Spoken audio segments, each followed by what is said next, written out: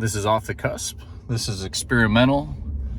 I'm just seeing if I can basically do a little more journey documentation, not highly edited, just keep it raw, keep it real, let you guys know what's going on day to day for me. So I'm on my way to work, and essentially I want this channel to be about showing the journey.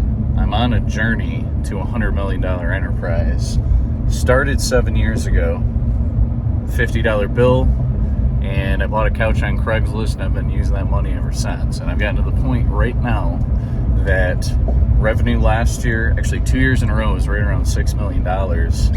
We're on pace to do probably over 7 and trying to hit, bigger profit levels. So 4 years ago, I bought a dance studio, and I had just used equipment that I was flipping, because if you follow my channel, you know that I flip stuff.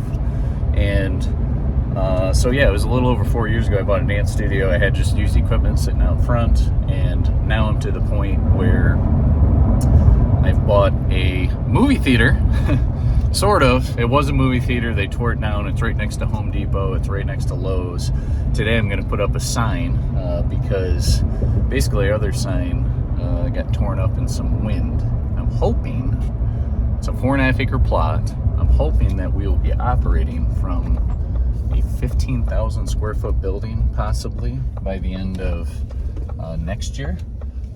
So that's sort of the plans of what I've got going on. Making a big turn here. I've got a big 24-foot trailer behind me. This is probably not approved, but catch it in the moment, you know what I mean? So the biggest things that I'm working on right now in my business, the things I'm trying to figure out, is how to get above it. And that is every person's problem in business. But I'll say I have 15 to 20 employees. I recently hired a general manager. He was the second youngest operator in Coca-Cola plant history for his division of Coca-Cola. So this guy's a stone cold operator, but he does not have industry experience, so he's learning that. And I can just see the system-driven process. That's exactly what I'm trying to figure out right now. And some of the biggest stuff I've learned is stop doing stuff yourself. And that sounds simple and obvious if you're going to get above the business and you don't want it to fall apart, but I'm basically operating off of a singular rule right now. And that rule is, if someone else does not know how to do it, I just literally am trying to, whenever I think of it, not do anything by myself. And it's that simple. Who is the person that's going to benefit the most from learning this information? And I'm going to show them how to do it with someone, or I'm going to have them do it and walk them through it. And if I continue to do that, we're going to extract all the knowledge that is out of my head. And then obviously over time with guys like Rob, my general manager, we're going to figure out a way to document that, so it's not always relying on people, teaching people in a physical sense, but that can be done through, video series. It can be done through, documentation process. But that's a simple rule that I'm operating by. And I feel like it depends on the stage of business that you're in, but I feel like that is the ultimate goal. If you can afford to do it, if you can afford to pay someone and teach them stuff, stop doing anything by yourself. And if you realize that this person's just simply not capable of doing the thing, then you need to hire someone that is capable of learning and doing the thing. You got to teach them. And the game of business is basically like, do I have enough money to pay somebody to learn this skill from me? And will they be capable of it? And obviously the bigger baseline that they start with, the better. But if you go to the point and you don't have the money to do that, you do have the money to pay someone, hopefully, at $15 an hour above and beyond, and then you're going to teach them all the $15 an hour skill set knowledge that you have. And then eventually you're trying to do that with a $20 an hour person, $50 an hour, 100, whatever it is. So that's the journey I'm on. I'm getting close. And I think within the next year, I do not need to be in the business. I could go outside the business, but it would drop revenue, it would drop profit to somewhat a significant degree.